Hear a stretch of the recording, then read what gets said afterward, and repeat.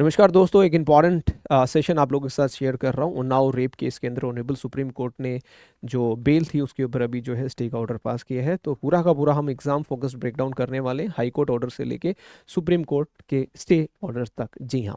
सो अगर हम sequence of events देखें तो सीक्वेंस ऑफ इवेंट्स में अगर हम बात करें तो ट्रायल कोर्ट ने 2019 में जो कन्विक्ट थे कुलदीप सेंगर, है ना, उनको कन्विक्ट किया रेप के लिए under IPC and POCSO act के अंदर, और उनको लाइफ इम्प्रिजनमेंट की सजा जो है सुनाई थी। दिल्ली हाई कोर्ट ने 23 दिसंबर 2025 को सस्पेंड कर दिया उनकी sentence, exercising the power given under section CrPC 389 and grant की बेल पेंडिंग देयर अपील।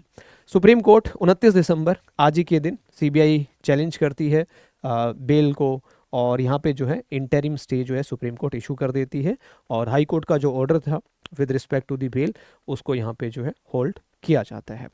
बात करें हाई कोर्ट का ऑर्डर क्या था। देखिए, अगर हाई कोर्ट के ऑर्डर पे जाएंगे आप, दिल्ली हाई कोर्ट का जो ऑर्डर था, दिल्ली हाई कोर्ट का ऑर्डर था सस्पेंशन ऑफ सेंटेंस के रिगार्डिंग, कि जो कुलदीप को सेंटेंस मिली थी उसको सस्पेंड करने के रिगार्डिंग था, और ये पोस्ट कन्विक्शन रिलीफ की कैटेगरी में फॉल करता है।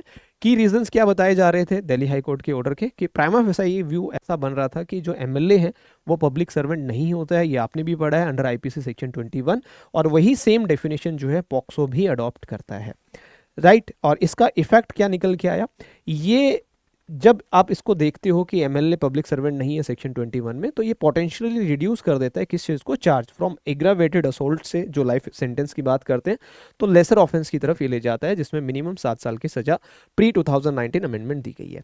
यहाँ पे इंपॉर्टेंट चीज़ ये है कि एपिलांट जो है ऑलरेडी 7 साल 5 महीने जेल में काट चुका था। अब छोटा सा हम ये भी बात करते हैं कि दिल्ली हाई कोर्ट का जो ऑर्डर था उसका जो फोकस था बेसिकली वो रहा है पब्लिक सर्वेंट की इंटरप्रिटेशन के ऊपर। जी हाँ, पब्लिक सर्वेंट की इंटरप्रिटेशन, जो वर्ड पब्लिक सर्वेंट है उसकी इंटरप्रिटेशन के रिगार्डिंग जो भी दिल्ली हाई कोर्ट ने समझा और अप्लाई किया, उसके अकॉर्डिंग ही यहाँ पे दिल्ली हाई कोर्ट ने जो सस्पेंशन ऑफ सेंटेंस का ऑर्डर दिया था और बेल ग्रांट की थी, राइट। तो यही एक लीगल क्वेश्चन था। दिल्ली हाई कोर्ट ने जो डिसाइड किया, प्राइमा फेसाई जो उनके डिसीजन का रीज़न बना, that is what the definition of public servant as adopted in POCSO Act, right? Now honourable supreme court का स्टे, जी हाँ, ये इंपॉर्टेंट है क्योंकि ऑनरेबल सुप्रीम कोर्ट ने अपनी पावर्स को एक्सरसाइज किया, और क्योंकि सीबीआई ने अप्रोच किया ऑनरेबल सुप्रीम कोर्ट में, यहाँ पे इंटरिम स्टे प्रोवाइड किया। इंटरिम स्टे होता क्या है इसको भी समझना बहुत ज़रूरी है, एग्जाम पॉइंट ऑफ व्यू से वो भी बात करेंगे। तो इफेक्टिवली जो हाई कोर्ट का ऑर्डर था उसको पोज कर दिया गया है, रोक दिया गया है, और इमीडिएट इफेक्ट इसका क्या होगा, जो कन्विक्ट कुलदीप सेंगर हैं उनको अब रिलीज नहीं किया जाएगा, उनको अब रिलीज नहीं किया जाएगा। नोटिस इशू कर दिया है कन्विक्ट को, है ना, और रिस्पॉन्स ले लिया गया सीबीआई का। साथ के साथ में यहाँ पे ऑनरेबल सुप्रीम कोर्ट ने कहा कि ये सब्सटेंशियल क्वेश्चन ऑफ लॉ है ना, जो कंसिडरेशन के लिए राइज हुए हमारे सामने। और यहाँ पे जो स्टे का ऑर्डर आया, इंटरिम स्टे, इसका मतलब क्या होता है, as stay order restore the status को एंटी, जो पहले सिचुएशन थी उसी सिचुएशन में चला जाएगा, राइट। तो मीनिंग देयर बाय जो सिचुएशन है वो रिवर्ट हो जाएगी to what it was before the challenged order was pass. तो जो ऑर्डर चैलेंज किया गया था, है ना, उससे पहले जो सिचुएशन थी, दिल्ली हाई कोर्ट के ऑर्डर से पहले जो सिचुएशन थी, उस सिचुएशन में जो है केस हमारा चला जाएगा। अगर आप जुडिशियल सर्विस की प्रिपरेशन कर रहे हैं तो Christmas and new year offer चल रहा है, अप टू 81% तक का डिस्काउंट आपको हमारे सारे ही बैचेस, सारे ही कोर्सेज पे मिल रहा है, आप ये भी अवेल कर सकते हो। अब कुछ कॉन्सेप्ट्स हमें समझने होंगे।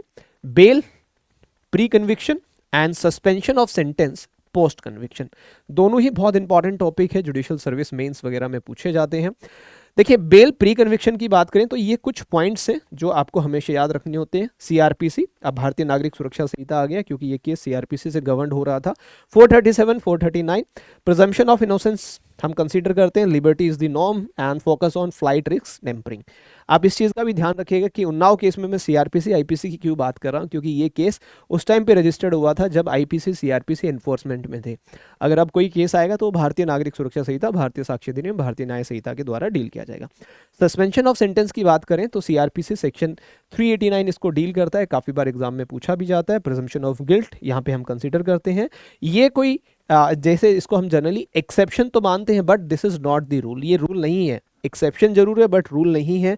फोकस रहता है कि अपील की मेरिट्स क्या हैं और सेंटेंस कितना सर्व किया है। सस्पेंशन ऑफ सेंटेंस के लिए हम ये 4 चीज़ें जो है कंसीडर करते हैं, और बेल के लिए हम ये 3-4 चीज़ें कंसीडर करते हैं, राइट। आपको कभी भी कंफ्यूज नहीं होना है। दो ये जो प्रिंसिपल है, प्री कन्विक्शन बेल और पोस्ट कन्विक्शन सस्पेंशन, दोनों ही अलग अलग कॉन्सेप्ट हैं, एग्जाम में आता है, इंटरव्यू में पूछते हैं, मेंस में पूछते हैं, तो इसी प्रकार से आपको जो है मेंशन करना है। डिसेंडिंग सेक्शन 389 जी, वेरी इंपॉर्टेंट। देखिए कौन कर सकता है, यहाँ पे एपिलेट कोर्ट के पास पावर है सेक्शन 389 के अंदर कि ये जो है सेंटेंस को सस्पेंड कर सकते हैं। कैसे कर सकते हैं ये भी याद रखना है, रीजंस इनको राइटिंग में रिकॉर्ड करने होते हैं and this is very mandatory कि अगर आप सस्पेंड कर रहे हो सेंटेंस को तो you have to record your reasons in writing, ये इंपॉर्टेंट है। प्रोविजो क्या कहता है इसका, प्रोविजो कहता है कि कोई भी सीरियस ऑफेंसेज है जहाँ लाइफ सेंटेंस है तो वहाँ पे पीपी साहब, जी हाँ, पब्लिक प्रोसिक्यूटर को भी सुनना होगा, उनको भी एक अपॉर्चुनिटी देंगे to show cause against the release. And कुछ की कंसिडरेशन, ये 3-4 बातें जो आपको ध्यान रखनी है। Time already served in custody, कितना बिता चुका है, लाइकलीहुड क्या है of the appeal taking a long time, कितना टाइम में अपील जो है आपकी डिसाइड हो जाएगी, prima facie assessment of the merits of the appeal. So ये सारी चीजें आप जो है एनालाइज करते हैं सेक्शन 389 की पावर्स को एक्सरसाइज करते दौरान। तो सेक्शन 389 बैलेंस करता है कन्विक्ट के राइट टू अपील को against the finality of the trial court's judgment. तो इन दोनों चीजों को जो है आपका सेक्शन 389 जो है बैलेंस करने का काम करता है और आगे बढ़ता है। नेक्स्ट बात करें अंडरस्टैंडिंग द स्टे, जो अभी दिल्ली हाई कोर्ट के ऑर्डर के रिगार्डिंग ऑनरेबल सुप्रीम कोर्ट ने लगाया है। ये एक इंटरिम स्टे है, राइट। इंटरिम स्टे का मतलब होता है टेम्परेरी कोर्ट ऑर्डर है ये, राइट। एग्जीक्यूशन को रोकने के लिए जो दिल्ली हाई कोर्ट का ऑर्डर आया उसको रोकने के लिए फॉर ए टाइम बिंग ये रहेगा। ये this is not A final decision, है ना, it is granted pending A final decision on the merit, right. यहाँ पे ये 3 चीजें काम करती हैं जिसको हम ट्राइफेक्टिया टेस्ट भी बोलते हैं फॉर ग्रांटिंग स्टे। पहला, प्राइमा फेसाई केस, ये आपने कोड ऑफ सिविल प्रोसीजर में भी पढ़ा होगा, यहाँ पे भी यूज किया जाता है। Prima facie case strong arguable case है या नहीं है। बैलेंस ऑफ कन्वीनियंस, राइट, कौन सफर करेगा more if the stay is not granted. And third, irreparable injury, harm that can not be compensated later. और यहाँ पे ऑनरेबल सुप्रीम कोर्ट ने इंटरिम स्टे ग्रांट करते हुए इसी चीज को कंसीडर किया। तो इंटरिम स्टे जो है एक पावरफुल डिस्क्रिशनरी रिलीफ है, ये कोई राइट नहीं है, as a matter of right आप क्लेम नहीं कर सकते, डिस्क्रिशनरी पावर है कोर्ट की, कोर्ट ग्रांट करना चाहे ग्रांट कर सकती है, ना चाहे ना करे। तो supreme court uses to prevent what it saw as a potential irreparable harm.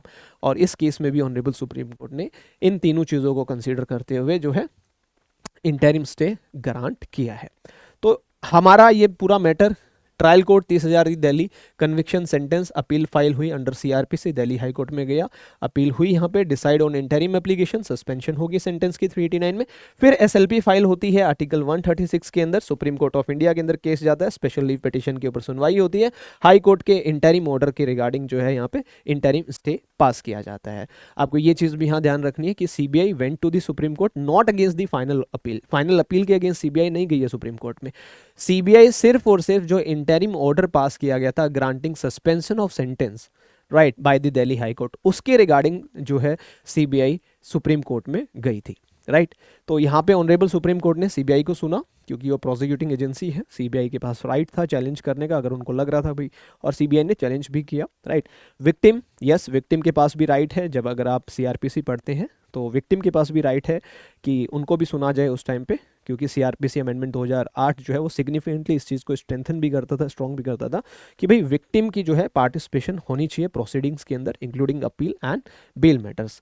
तो perspective of victim is a relevant though not this sole, क्योंकि और भी चीज़ें आप कंसिडर करते हो, राइट, चाहे आप ये पोस्ट कन्विक्शन बेल मैटर्स की बात करें या प्री कन्विक्शन की बात करें। और जब भी आप जुडिशियल मेंस की प्रिपरेशन करें तो IRAC, आईरैक हम इसको बोलते हैं, ये रूल जरूर अप्लाई कीजिएगा, है ना। पहले अगर क्वेश्चन आता है एग्जाम में, इशू डिस्कस करें, रूल डिस्कस करें, एप्लीकेशन डिस्कस करें एंड लास्ट में कंक्लूजन डिस्कस करें। मेंस में अगर यहाँ से कोई क्वेश्चन आता है, सो जैसे क्वेश्चन आता है, can the sentence of MLA convicted under POCSO be suspended based on a doubt about his status as a public servant or not, this may be the question that can be asked in your mains exam. अगर ऐसा कोई question आता है तो इसी फॉर्मूले से आपको सॉल्व करना है, पहले इशू डिस्कस करना है, रूल, एप्लीकेशन। सो रूल जैसे सीआरपीसी 389 अलाउ करता है किस चीज़ के बारे में, सस्पेंशन ऑफ सेंटेंस के बारे में। पॉक्सो सेक्शन 2 सबसेक्शन 2 के बारे में आपको बात करनी है, जो रेफर करता है section 21 of IPC for public servant definition. और सुप्रीम कोर्ट की जो जजमेंट है AR अंतुले, जिसके अंदर ये कहा गया कि MLA जो है वो पब्लिक सर्वेंट नहीं है as per section 121 of the IPC। Application आपको बतानी है, सेम दिल्ली हाई कोर्ट ने जो है अप्लाई किया इन रूल्स को to form prima facie view that aggravated charge might not hold, justifying suspension. Conclusion में आपको लिखना है कि भाई जो हाई कोर्ट ने कंक्लूड किया था suspension was warranted, supreme court ने however found this conclusion involve substantial legal question requiring review. तो सुप्रीम कोर्ट ने कहा नहीं, यहाँ पे रिव्यू की रिक्वायरमेंट है, तो सुप्रीम कोर्ट ने जो है इंटरिम स्टे लगा दिया। तो आप इस आयरेक मॉडल को यूज करेंगे अपना मेंस आंसर फ्रेम करने के लिए, जहाँ पे भी केस लॉ बेस्ड क्वेश्चंस आपसे पूछे जाते हैं एग्जाम में या सिचुएशन बेस्ड क्वेश्चंस पूछे जाते हैं। So this model is very helpful, right. हमेशा पहले इशू, ठीक है, इशू के बाद रूल क्या है आपका, रूल के बाद एप्लीकेशन क्या है, और लास्ट में आपका कंक्लूजन क्या है। अब कुछ क्वेश्चंस इससे रिलेटेड जो मैंने यहाँ पे आप लोगों के लिए बनाए हैं, 4-5 क्वेश्चंस है। Suspension of sentence pending appeal कौन से सेक्शन में है, 389 में है। दिल्ली हाई कोर्ट का प्राइमा फेसाई रीजन क्या था suspending Sengar sentence, was primarily based on the interpretation of the term public servant के ऊपर बेस्ड था। थर्ड बात करें, an order by Supreme Court to temporarily halt a high court's order is called, इसको हम interim stay बोलेंगे। कुछ questions है जो जनरली इस केस से बनते हैं। Legal presumption of innocence is absent eight which state, post conviction appeal में जो है ये प्रिजम्पशन ऑफ इनोसेंट है, ये एब्सेंट रहती है, ये अवेलेबल नहीं रहती है। CBI challenge the high court order in supreme court through a special leave petition, SLP के थ्रू इन्होंने इस ऑर्डर को चैलेंज किया था, राइट। तो रेगुलर प्रैक्टिस एमसीक्यू आपको करते रहना है। की टेकअवेज, ये चीजें आपको ध्यान रखनी है कि bail 439 and suspension of sentence 389 दोनों ही डिफरेंट टॉपिक है, राइट।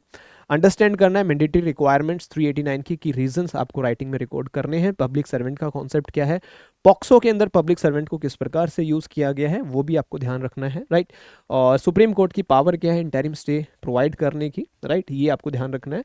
और प्रोसीजरल पाथ तो आपको ध्यान रखना है, अपील इन सुप्रीम कोर्ट, एसएलपी इन सुप्रीम कोर्ट अगेंस्ट इंटरिम और फाइनल ऑर्डर। तो ये 5 पॉइंट्स जो है आपको ध्यान रखने हैं। ये मिस्टेक्स आपको नहीं करनी है जब भी आप एग्जाम की प्रिपरेशन कर रहे हैं। आर्ग्यू करना, section 439 principles, bail is the rule, कब आर्ग्यू कर रहे हैं ये वाले प्रिंसिपल, जब आपने सेक्शन 389 की एप्लीकेशन लगा रखी है, नहीं ये नहीं होगा, ये दोनों ही टोटली डिफरेंट हैं। एक प्री कन्विक्शन है, एक पोस्ट कन्विक्शन है, राइट। अज्यूम करना public servant has a universal definition, public servant की यूनिवर्सल डेफिनेशन नहीं है।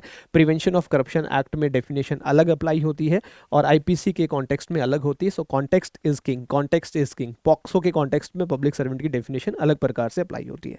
मिस्टेक 3, ये सोचना कि सुप्रीम कोर्ट का स्टे है जो फाइनल ऑर्डर फाइनल डिसीजन होगा अपील पे, नहीं, it is not an acquittal, ये एक्यूटल नहीं होता है, ये टेम्परेरी होल्ड होता है while the legal question is examine. जब तक जो क्वेश्चन जो कोर्ट है एग्जामिन नहीं करती थी तब तक के लिए चलेगा। तो इन चीज़ों की ध्यान रखेंगे तो एग्जाम अच्छा होगा।